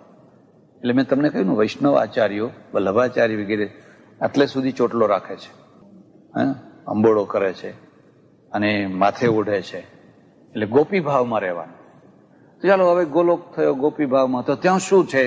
તો ગાયો છે, માખણ મિશ્રી છે, ફલાણું છે. અરે એ તો અમારે અમેરિકામાં છે, એમ કે અહીં તો જેટલું જોઈએ એટલું બટર મળે છે ને ખવાતું નથી. કોલેસ્ટ્રોલ એટલો થઈ ગયો છે કે ભાઈ માખણ ના ખાશો, માખણ ના ખાશો, માખણ ના ખાશો. તો સૌએ પોતપોતાના લોકો બનાવ્યા. એમ રામાનુજ છે, એ રામાનુજે એમનો લોક બનાવ્યો. એ લક્ષ્મીનારાયણને, મધ્વાચાર્ય લક્ષ્મીનારાયણને માને છે, એટલે એ લોકો વૈકુંઠને માનતા થયા. એ ભગવાન લક્ષ્મીનારાયણને વૈકુંઠમાં આમ બેઠા છે. પછી એમણે પણ મુક્તિના 4 ભેદ કર્યા. લખવા હોય તો લખી લેજો. સાયુજ્ય, સામીપ્ય, સાલોક્ય અને સ્વરૂપ. તો માનો કે તમે વૈષ્ણવ છો, લક્ષ્મીનારાયણને માનનારા છો, તો તમને મોક્ષ મળ્યો. પણ મોક્ષની 4 કક્ષાઓ છે. એટલે એક કક્ષા કેવી છે? સાલોક્ય, એમના ધામમાં રહેવાનું મળ્યું. એમના ધામમાં, એટલે તમને લંડનમાં રહેવાનું મળ્યું માનો. પણ હવે એનાથી ઉપર તમને મળ્યું હોય તો શું થાય? તો સાલોક્ય, પછી સાયુજ્ય, એના સમીપમાં રહેવાનું મળ્યું, નજીકમાં રહેવાનું મળ્યું. તો લંડનમાં તો રહેવાનું મળ્યું, પણ તમને બકિંગહામ પેલેસમાં રહેવાનું મળ્યું. એટલે તમે રાત દિવસ ભગવાનને જોયા કરો. સાયુજ્ય, પછી સામીપ્ય. એટલે સામીપ્ય એટલે અત્યંત સમીપ રહેવાનું મળ્યું, અત્યંત સમીપમાં રહેવાનું મળ્યું. તમને કઈ પાણી લાવો, ફલાણું લાવો, આમ લાવો, આમ એવી રીતે અત્યંત સામીપ્ય. અને સાયુધ્ય, એટલે સ્વરૂપ લખાયું ને એની જગ્યાએ સાયુધ. એટલે તમે ભગવાનના આયુધ થઈ જાઓ. એટલે તમને શંખ, ચક્ર, ગદા, પદ્મ એવું થવાનો મોકો મળે. એટલે ભગવાનના હાથમાં તમે આવો, કોઈ વાર આમ થાવ, કોઈ વાર આમ થાવ. એટલે આ પ્રકારનો આ એમણે કલ્પના કરી. રામાનુજાચાર્ય, મધ્વાચાર્ય, વૈકુંઠ માનનારા છે ને એ લોકોએ. હવે જરા વિચાર કરો કે આમાં જે લોકો પેલા લંડનમાં રહેતા હોય ને જે બકિંગહામ પેલેસમાં રહેતા હોય, એમાં થોડી ઈર્ષ્યા દ્વેષ તો થાય કે ના થાય? કે મને ક્યારે ત્યાં મળશે ને પેલો પેસી ગયો છે ને હવે એને કાઢો ને મને જે જગ્યા આપો ને. મુશ્કેલી શું થઈ કે આ પ્રકારની જુદી જુદી કલ્પનાઓ લોકોએ કરી. આને ને વાસ્તવિકતાને કઈ લેવા દેવા, પણ જે કલ્પના હતી ને એ વાસ્તવિકતા થઈ ગઈ. અને જે વાસ્તવિકતા હતી એની ઉપેક્ષા થઈ. જે વાસ્તવિકતા હતી એની ઉપેક્ષા થઈ. જે આ આપણું વર્તમાન જગત છે ને એ જગતના પ્રત્યે કશું કરવાનું જ નહીં. અને જે પેલી કલ્પના હતી એને જ લોકોએ એટલું અમે બધા ઠસાવીને મગજમાં એવું બધું ઠસાયું કે હું ક્યારે વૈકુંઠ જઉં, હું ક્યારે વૈકુંઠ જઉં. તો પેલા કે હું ક્યારે ગોલોક જઉં, તો પછી લડી પડે, બેસ કે તારા કૈલાસમાં તો શું રાખ્યું છે. અને વાતે સાચી. હવે તમે કૈલાસમાં જાઓ તો કૈલાસમાં તો ભભૂતિના ગોળા હોય, મહાદેવજી બેઠા હોય ચોડીને. ત્યાં કઈ ગાયો ના હોય, કઈ માખણ મિશ્રી ના હોય, કઈ ફલાણું ના હોય, કઈ ફલાણું ના હોય, તો એકલી આ શિવ ને પાર્વતી બેઠા હોય. બેસ બેસ કે તારા કૈલાસમાં શું રાખ્યું છે? તો પેલો કે બેસ બેસ હવે તારા ફલાણામાં શું રાખ્યું છે? એટલે પેલાને લખવું પડ્યું, દિલ કો બહેલાને કો ગાલિબ, જન્નત કા ખ્યાલ અચ્છા હૈ. દિલ કો બહેલાને કો ગાલિબ, જન્નત કા ખ્યાલ. કેમ? આના પાછળ પણ હેતુ છે કે જ્યારે તમારું હૃદય મન બહેલાવાની કોઈ બીજી વસ્તુ ના હોય તો પછી કલ્પના તો કલ્પના, પણ મન તો બહેલાવું જ પડશે ને. જો તમે મન નહીં બહેલાવો તો તમે મન મૂર્છાઈ જશે. એટલે કલ્પના તો કલ્પના, પણ આમાં કેટલાય લોકો આનંદથી જીવતા રહે હે. અને આજે ઘણા લોકો જીવે છે ને જો એમને ખબર પડે કે આ તો બધી કલ્પના છે તો બિચારા નિરાધાર થઈ જાય, તો એકદમ તૂટી પડે, તો કલ્પનામાં જીવી રહ્યા છે. એટલે આ બ્રહ્મસૂત્ર છે, એ બ્રહ્મસૂત્રની અંદર સૃષ્ટિની રચના, સૃષ્ટિની ઉત્પત્તિ કેવી રીતે થઈ, સ્થિતિ કેવી રીતે થઈ, પ્રલય કેવો, 4 અધ્યાય છે. પ્રત્યેક અધ્યાયના 4 પાદ છે, વિરોધીઓની સાથે છે બધું. તો હું તમને એ કહેતો હતો કે શંકરાચાર્ય છે એની ભાષા બહુ મીઠી છે અને વલ્લભાચાર્યની ભાષા પણ મીઠી છે. રામાનુજ, મધ્વ, નિંબાર્ક એ બધાની ભાષા એટલી બધી મીઠી. વલ્લભાચાર્યની ભાષા પણ બહુ સુંદર છે. આજે હસનમ મધુરમ, રુદનમ મધુરમ, મધુરાધિપતે રખિલમ મધુરમ, એ વલ્લભાચાર્યનું સ્તોત્ર છે, મધુરાષ્ટક છે. પણ શંકરાચાર્ય છે ને, આમાં વલ્લભાચાર્ય કૃષ્ણ સિવાય બીજા કોઈનું અષ્ટક નથી લખ્યું. ત્યારે શંકરાચાર્ય કૃષ્ણનું લખ્યું, વિષ્ણુનું લખ્યું, શિવનું લખ્યું, ગંગાનું લખ્યું, યમુનાનું લખ્યું, નર્મદાનું લખ્યું, માતાનું લખ્યું, શિવનું લખ્યું, બધાના લખ્યું. કે શંકરાચાર્યનો ઈષ્ટદેવ સંપ્રદાય નથી. અમે સંન્યાસીઓ છે ને, અમે સંપ્રદાયનો પ્રચાર ના કરીએ. તમે જય શ્રી કૃષ્ણ કહો તો હું જય શ્રી કૃષ્ણ બોલું, તમે જય શ્રી રામ કહો તો હું જય શ્રી રામ બોલું, તમે ઓમ નમઃ શિવાય કહો તો હું ઓમ નમઃ શિવાય કહું. અને એમ હું કોઈને એવું કહું પણ નહીં કે ભાઈ તમારે જય શ્રી કૃષ્ણ જ બોલવું, બીજું બોલવું એવું નહીં. એ આ સંપ્રદાય છે અને આમાં છે. એટલે અમે નારાયણ બોલીએ, અમને કોઈ નમો નારાયણ, અને નારાયણ તો વિષ્ણુ છે.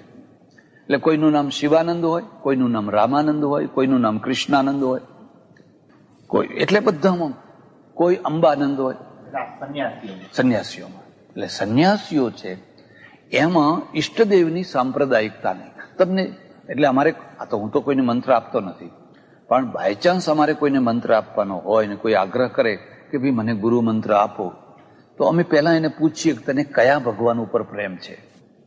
તો એક મને શિવ ઉપર છે તો ઓમ નમઃ શિવાય, એક મને કૃષ્ણ ઉપર છે તો ઓમ નમો ભગવતે વાસુદેવાય. અમે એમ દુરાગ્રહ ના કરીએ કે એ બધું છોડી દે ને હું કહું એ જ કરે, એવું ના કરીએ. ત્યારે પેલા સંપ્રદાય વાળા શું કહે કે આ બધું બંધ કરો, આ ના બોલાય. અમે કહીએ એ જ કરવાનું, એ જ બોલવાનું, એ જ બોલવાનું. એટલે આ બેયના ભેદને સમજવો જોઈએ, બંનેના ભેદને સમજવો જોઈએ. તો શંકરાચાર્ય છે એ શંકરાચાર્યનો જે એમના સિદ્ધાંતને પણ કહું, એમના સિદ્ધાંતનું નામ છે અદ્વૈતવાદ, અને માધવાચાર્યના સિદ્ધાંતનું નામ છે દ્વૈતવાદ, રામાનુજના સિદ્ધાંતનું નામ છે વિશિષ્ટાદ્વૈત, અને વલ્લભાચાર્ય છે એમનું સિદ્ધાંતનું નામ છે શુદ્ધાદ્વૈત. ખ્યાલ આવે છે? હવે માનો કે વલ્લભાચાર્ય શુદ્ધાદ્વૈત નામ કેમ રાખ્યું અને શંકરાચાર્ય અદ્વૈત કેવલાદ્વૈત નામ કેમ રાખ્યું? તમને એક જ ઉદાહરણ આપું એટલે ખ્યાલ આવશે. શંકરાચાર્યનું શું કહેવું છે કે માનો આ બ્રહ્મ છે, આ બ્રહ્મ છે, પણ બ્રહ્મ માત્ર અદ્વૈત છે. માત્ર અદ્વૈત શું? એટલે એમાં શક્તિ નથી, એમાં કોઈ શક્તિ નથી, ક્રિયા નથી, ગુણ નથી. જો એમાં ગુણ, ક્રિયા, શક્તિ કંઈ રહે તો દ્વૈત થઈ જાય. શું થઈ જાય? જરા ખાસ ધ્યાન દેશો તો વાત સમજમાં આવશે. માનો કે તમારામાં ગુણ છે, સત્વ રજ તમ નહીં, એ તો પ્રકૃતિના ગુણ, પણ તમારામાં કરુણા છે, તમારામાં શૌર્ય છે, પરાક્રમ છે, દયા છે, ઉદારતા છે. તો જ્યારે જ્યારે એ ગુણનો ઉદય થાય ત્યારે ત્યારે તમારામાં કઈ પરિવર્તન થાય કે ના થાય? હે, તમારામાં પરિવર્તન થાય છે. તો હવે જો તમારામાં પરિવર્તન થાય તો તમે વિકારી થયા. તો તમે જ્યાં મૂળ રૂપ હતું એમાંથી તમે જુદા થયા. થોડુંક પણ કંઈક બદલાવ. માનો કે આપણને ક્રોધ ચડે તો આપણા ચહેરામાં ભાવ બદલાય છે કે નહીં? દયા આવે તો બદલાય છે કે નહીં? તો એ દયા આવી આત્મામાંથી, એટલે ચહેરા ઉપર એકદમ કરુણા છવાઈ ગઈ. ક્રોધ આવ્યો તો રૌદ્ર રૂપ થઈ ગયું. એમ જો તમારામાં ગુણ હોય તો આત્મામાં પરિવર્તન આવે, અને પરિવર્તન આવે તો એ પછી નિત્ય ના રહી શકે. એવી જ રીતે જો એમાં ક્રિયા હોય તો ક્રિયા કરવા માટે પણ કંઈક આઘું પાછું થવું પડે. વસ્તુ કંઈક જરાય આગી પાછી ના થાય તો ક્રિયા થાય જ નહીં.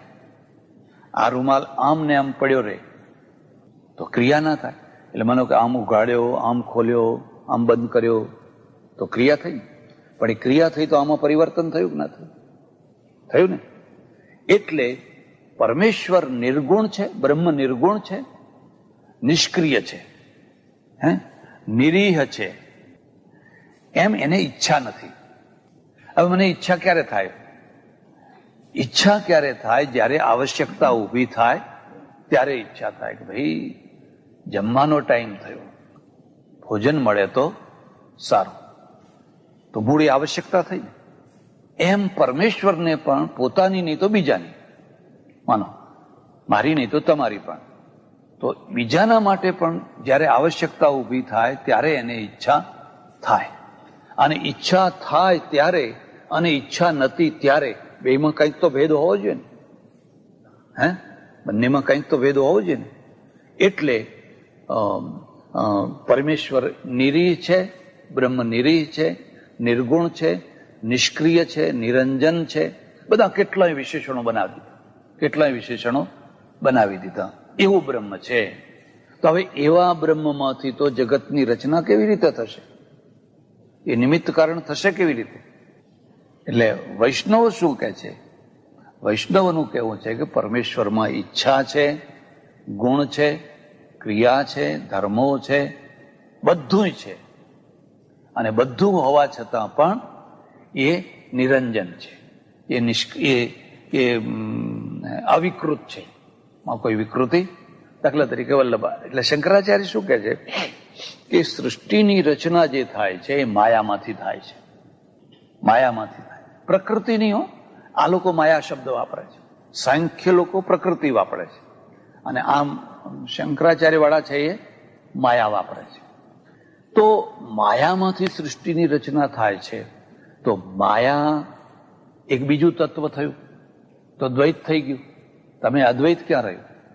અમારા મૂળ બ્રહ્મમાંથી કઈ સૃષ્ટિની રચના થતી નથી, તો આ માયામાંથી થાય છે, દ્વૈત થઈ ગયું.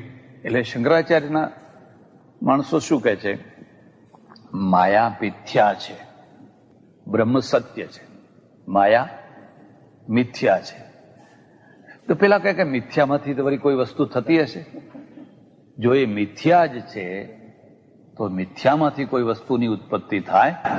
બ્રહ્મ સત્ય, જગત મિથ્યા. જગત મિથ્યા, જગત મિથ્યા. બહુ અટપટું આ દર્શન છે, બહુ ગૂંચવાડા, બહુ અટપટું છે. એટલે વલ્લભાચાર્યનું શું કહેવું છે કે વલ્લભાચાર્યનું કહેવું છે કે આ જગત માયામાંથી નથી થયું, તો શામાંથી થયું છે? પરમેશ્વરમાંથી, ભગવાનમાંથી થયું છે, કૃષ્ણમાંથી થયું છે. તો કૃષ્ણમાંથી થયું હોય તો આ જગત પણ કૃષ્ણ રૂપ થઈ જાય ને. એટલે એમનું શું કહેવું છે? શુદ્ધાદ્વૈત. કેવું? શુદ્ધાદ્વૈત. મૂળ કારણને કોઈ વિકૃતિ આવ્યા વિના ઉપર જે કાર્ય થઈ જાય અને કાર્ય પણ સાચું હોય એનું નામ શુદ્ધાદ્વૈત. શંકરાચાર્યના ત્યાં શું છે? મૂળ કારણ જે છે એમાં કોઈ વિકૃતિ આવ્યા વિના ઉપર જે કાર્ય થઈ જાય એ વિવર્ત છે. શબ્દ લખી લેજો, વિવર્ત. પણ વિવર્તથી જે કાર્ય થયું એ સાચું નથી. વલ્લભાચાર્ય કહે છે સાચું છે, વિવર્ત નથી. પણ વિવર્ત, એની વ્યાખ્યા પછી કરીશ, જરા અઘરી છે. જગત સાચું છે અને પેલા કહે છે જગત વિવર્ત છે એટલે મિથ્યા છે. હવે વલ્લભાચાર્યનું ઉદાહરણ છે કે પરમેશ્વર છે એ જો કુંભારની માફક માટીમાંથી ઘડો બનાવતા હોય અને માટી વિના ઘડો બનાવી ન શકતા હોય તો એ તો માટીને આધીન થઈ ગયા, તો સર્વશક્તિમાન ક્યાં રહ્યા? જેમ કુંભાર છે, કુંભારને માટીની જરૂર પડે છે, એમ પરમેશ્વરને પણ પ્રકૃતિની કે ફલાણાની જરૂર પડે. ત્યારે એ પરમેશ્વર જે જગત બનાવે છે એ કેવી રીતે બનાવે છે? સ્ફૂર્તિ માત્રથી, ઈચ્છા માત્રથી. જેમ કોઈ સિદ્ધ પુરુષ હોય અને એ સિદ્ધ પુરુષ કે જલેબી, એટલે ફટ દઈને જલેબી આવી જાય. હવે કંદોઈ જલેબી બનાવે છે એ મેદામાંથી બનાવે છે, પણ કંદોઈનો નિયમ અહીંયા નથી, કારણ કે કંદોઈની પાસે સિદ્ધિ નથી. એટલે એને મેદો પલાળવાનો, આ કરવાનું, તે કરવાનું, ફલાણું કરવાનું, પછી એમાંથી જલેબી બને. પણ આ સિદ્ધ પુરુષ છે એને એપલ જોઈએ, જલેબી જોઈએ, ફલાણે. આ ઘણા લોકો નથી, ફટ દઈને જલેબી બનાવી આપે. તો સિદ્ધ પુરુષમાંથી એ જલેબી નથી બની કે એનો હાથ ઓછો થઈ ગયો, પગ ઓછો થઈ ગયો. એ સિદ્ધ પુરુષમાંથી નથી બની, પણ એની સિદ્ધિમાંથી બની છે. જેમ સિદ્ધ પુરુષ પોતાની સિદ્ધિથી વગર કારણે, એટલે કારણ વિના કાર્યની ઉત્પત્તિ કરી શકે છે, એવી જ રીતે પરમાત્મા, સર્વસમર્થ પરમાત્મા કોઈ પણ વસ્તુની અપેક્ષા રાખ્યા વિના માત્ર પોતાની શક્તિના દ્વારા એ બ્રહ્માંડોની રચના કરે છે. એટલે એમનો જે પરમેશ્વર છે એ માયા વિશિષ્ટ નથી, માયાવાળો નથી, પણ શુદ્ધ છે. એટલે એમના સિદ્ધાંતનું નામ પડ્યું શુદ્ધાદ્વૈત. ખ્યાલ આવે? શુદ્ધાદ્વૈત. આ વલ્લભાચાર્ય છે. એ તો ઈચ્છા કરી આવું થઈ જાય તો થઈ ગયું, થઈ ગયું. અને પેલા કે ના એમ થાય નહીં. એને સંખ્યવાળા કે એને પ્રકૃતિ જોઈએ, કુંભાર ગમે એટલો હોશિયાર હોય પણ માટી તો જોઈએ ને. એટલે માટી મૂળ તત્વ છે. પેલા કે નહીં માટી બાટીની કઈ જરૂર નહીં, બોલ્યું કામ થઈ જાઓ એટલે થઈ જાઓ. શંકરાચાર્ય કહે છે કે માટી ખરી પણ એ મિથ્યા છે, એ સાચી નથી. બેયના ભેદ છે. આજે એની ચર્ચા કરું, બહુ અઘરું થઈ જાય, જરા માથું ચડી જાય. ઓમ પૂર્ણમદ પૂર્ણમિદમ પૂર્ણાત પૂર્ણમુદચ્યતે પૂર્ણસ્ય પૂર્ણમાદાય પૂર્ણમેવાવશિષ્યતે. ઓમ શાંતિ શાંતિ શાંતિ. સદ્ગુરુદેવ કી જય. નમઃ પાર્વતી પતે. હર હર મહાદેવ. યજ્ઞો થયા, યજ્ઞોમાં પશુઓ કપાવા લાગ્યા. અરે અત્યારે શું, કોઈ વાર નવચંડી થતી હોય તો જોજો, ધ્યાન દઈને જોજો. હવે પશુની જગ્યાએ કોરું લાવવામાં આવે છે, કોરું. અને કોરું છે ને એક ક્ષત્રિયના હાથમાં તલવાર આપી અને અસ્ત્રાય ફટ કરીને એને વધેરવામાં આવે છે. પછી એના ટુકડા કરવામાં આવે છે, એમાં લાલ કંકુથી રંગવામાં આવે છે, જુદી જુદી જગ્યાએ મૂકવામાં આવે છે. અને એમ માની લેવામાં આવે છે કે આ પશુની જગ્યાએ કોરાનો વધ કરવામાં આવ્યો. એટલે આ આખો વળાંક થયો, એનો વિરોધ બુદ્ધે કર્યો. અને બુદ્ધને જયારે એમ કેવું પડ્યું, તમે શું જાણો, વેદમાં લખ્યું છે, શાસ્ત્રો આમ કે છે. હંમેશા સ્થાપિત હિતોએ શાસ્ત્રોનો ભયંકર દુરુપયોગ કર્યો. નાસ્તિકોએ આ દેશને કદી નુકસાન નથી પહોંચાડ્યું. આજ સુધીની નાસ્તિકોનું તો કશું ચાલતું જ નથી. પણ શાસ્ત્રના નામે દુરુપયોગ કરનાર, એમણે ભયંકર દુરુપયોગ કર્યો. બુદ્ધે કહ્યું આવું ના હોય, એને વેદમાં લખ્યું છે. તું શું સમજે? આજકાલનો છોકરો સંસ્કૃત ભણેલો છે, શાસ્ત્રાર્થ કરવા છે. બુદ્ધે હાથ જોડ્યા. એને કહ્યું જો તમારા વેદમાં એવું લખ્યું હોય તો એ વેદની મારે કોઈ જરૂર નથી. તમારા ઘરમાં રાખો એ વેદ, મારે એવા શાસ્ત્રની કોઈ જરૂર નથી. બસ અહીંથી એક જુદો ફાંટો પડ્યો. એ જ જુદો ફાંટો પડ્યો એને આપણે કહીએ છીએ વાણી. વેદ વાણી. વાણી એટલે શું? કોઈને કોઈ સંતોના દ્વારા રચાયેલી વાણી. પછી એ કબીર વાણી હોય, પછી એ નાનક સાહેબની વાણી હોય. ગુરુ ગ્રંથ સાહેબમાં હું તમને ભલામણ કરું છું, અધ્યયન કરજો, ધર્મનું અધ્યયન કરજો. ગુરુ ગ્રંથ સાહેબની અંદર 50-60 સંતોની ભેળી વાણી છે. કોઈ એક પુરુષની લખેલી વાણી નથી. એમાં નામદેવના 25 ભજનો, 26 ભજનો છે. કબીર સાહેબના ભજનો છે. કેટલા એ વખતના જે સંતો હતા એ સંતોની બધી વાણી ભેગી કરી અને ગુરુ ગ્રંથ સાહેબ બનાવવામાં આવ્યો. મંદિરમાં મૂકી દીધો.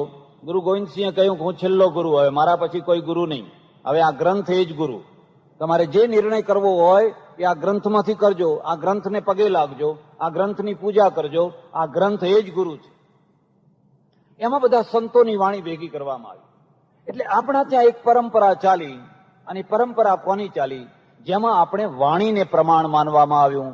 બુદ્ધની વાણીને આગળ પછી ત્રિપિટકમાં સંગ્રહિત કરવામાં આવી, એમાંથી ધમ્મપદ અને બુદ્ધની વાણીને પ્રમાણ માન્યું. એવું મહાવીરની વાણી. એવી જ રીતે નાનક, કબીર, જે સંપ્રદાયો થયા, સ્વામિનારાયણ સંપ્રદાય. આ સ્વામિનારાયણ સંપ્રદાયમાં વચનામૃતને શિક્ષાપત્રી એ જ વાણી. એ સંપ્રદાયનો જે નિર્ણય કરવો હોય તો વેદને આધાર પછી પણ પહેલા શિક્ષાપત્રી શું કહે છે, વચનામૃત શું કહે છે, આવી રીતે જે પરંપરાઓ ચાલી એમાં એ મહાપુરુષોની જે વાણી, એ વાણીને પ્રધાન કેન્દ્રમાં મૂકી દેવામાં આવી. એટલે એક વાણી પ્રમાણ માનનારું શાસ્ત્ર વર્ગ. આવું કેમ થયું? આવું કેમ થયું? કારણ પહેલી વાત તો એ હતી કે વેદોને લોકો સુધી પહોંચવા ના દેવામાં આવ્યા. આજે પહોંચ્યા છે? આજે કોઈ જાણો છો? કોઈ 4 વેદ નજરે જોયા છે? વાંચવાની વાત તો બહુ દૂર રહી, પણ 4 વેદ કોઈ નજરે જોયા છે? આજે પણ વેદોને લોકો સુધી પહોંચી શક્યા? તો ત્યારે તો કઠોરમાં કઠોર સ્ત્રી શુદ્રો ના ધીયતા, સ્ત્રીને ને શુદ્રોને કદી ભણાવવા ના જોઈએ, એમને તો વેદ સંભળાવવા પણ ના જોઈએ. હવે આ બધી કટ્ટરતા એટલે વેદ માત્ર ઉપરના વર્ગ સુધી રહી ગયા. નીચેના વર્ગને હવે આધાર શો? એ આધાર મળી ગયો વાણીનો. કબીર વાણી, નાનકની વાણી, દાદુની વાણી, નરસિંહની વાણી, તુકારામની વાણી, નામદેવની વાણી, જ્ઞાનેશ્વરની વાણી, આ બધા સંતોની વાણીને એ વાણીના આધારે પ્રજા જીવવા લાગી. પણ ત્રીજો જે વર્ગ થયો, ત્રીજો જે શાસ્ત્ર થયો ને, એ પુરાણ. એટલે વેદ જ્યારે અભ્રય ઉપર ચડી ગયા ત્યારે પુરાણો આવી ગયા. અને પુરાણોનો આખો આધાર અવ્યવસ્થા છે. અવ્યવસ્થા એટલે પાર વિનાની અવ્યવસ્થા. એમાં ઈશ્વરના અનેક રૂપ, દેવદેવીઓના અનેક રૂપ, એક જ વર્ગને વારંવાર એને જ લાભ થયા કરે એવી જ બધી રચના, એવી જ બધું આયોજન. પછાત વર્ગ, પાછલો વર્ગ, જે અસ્પૃશ્ય છે કે હળધૂત થયેલો, એના માટે કોઈ જગ્યા નહીં, કોઈ ચાન્સ નહીં. હિન્દુ પ્રજા 3 ભાગમાં વલોવાતી, 3 ભાગમાં. અને એમાં જે સંપ્રદાયો અસંતુષ્ટ થઈને ફૂટ્યા એમણે વાણી ઊભી કરી. જેમણે આ પરંપરામાં સંતોષ ન થયો એ જુદા થયા, અને જુદા થઈને એમણે ઊભી કરી વાણી. બ્રહ્મો સમાજ એક એવો સમાજ થયો જેમાં રાજા રામમોહન રાય, દેવેન્દ્રનાથ ઠાકોર, રવિન્દ્રનાથ ઠાકોર, કેશવચંદ્ર સેન, આવા મોટા મોટા બેરિસ્ટર ને મોટા મોટા સાહિત્યકારો એમાં ભળેલા. બંગાળનું આખું ક્રીમ, બંગાળનું આખું બુદ્ધિશાળી વર્ગ બ્રહ્મો સમાજમાં ભળી ગયો. એટલે જે ઉપનિષદનો માર્ગ છે એ ઉપનિષદના માર્ગને સમજવાની આ ખાસ કાળજી રાખજો. તમે કોરા જ્ઞાની ના બનો, એમ અંધશ્રદ્ધાળુ ભક્ત ના બનો. કોરો જ્ઞાની, લુખ્ખું જ્ઞાન રસ વિનાનું, વાચાળ જ્ઞાન રસ વિનાનું.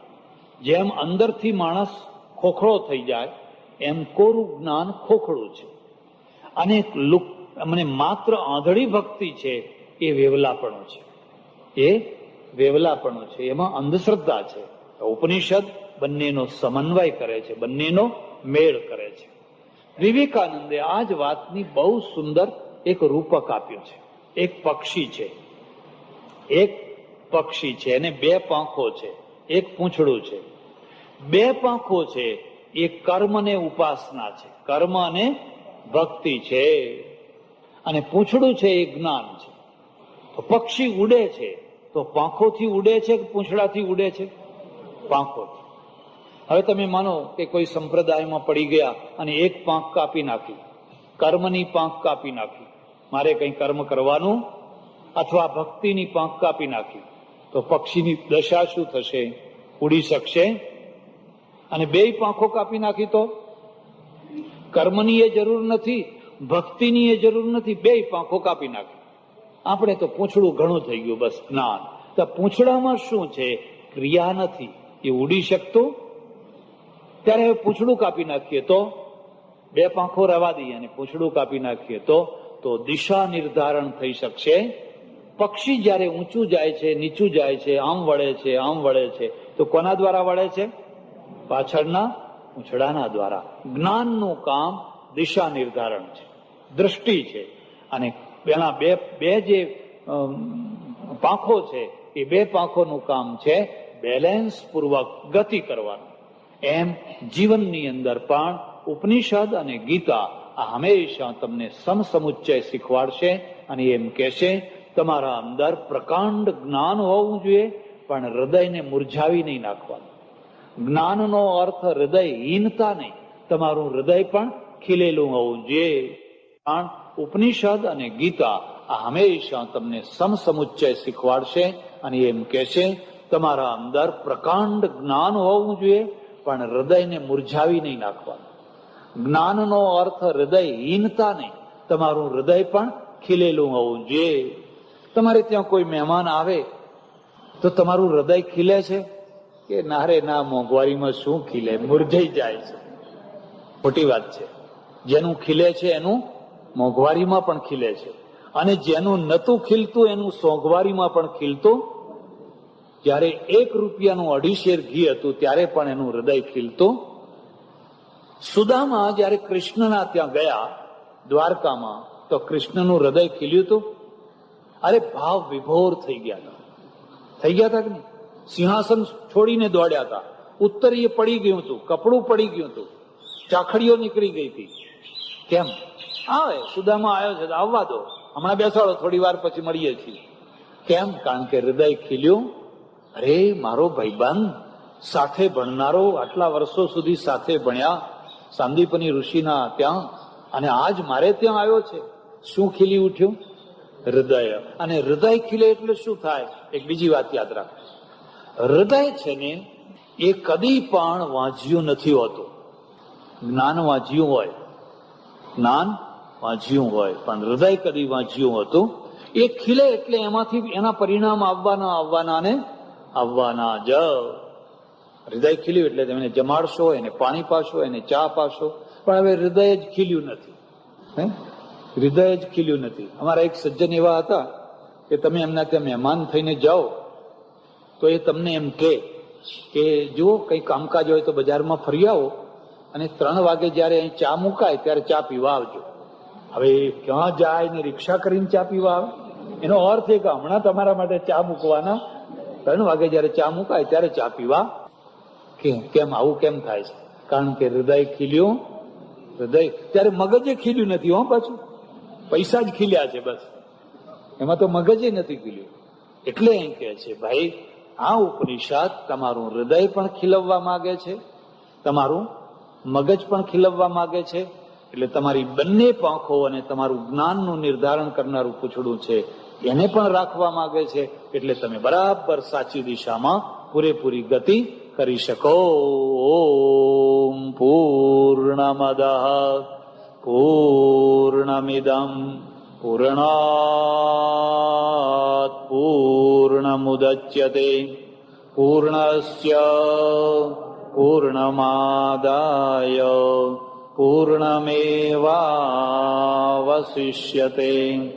ઓમ શાંતિ શાંતિ. સદ્ગુરુ નમઃ પાર્વતી પતે. હર હર મહાદેવ. હર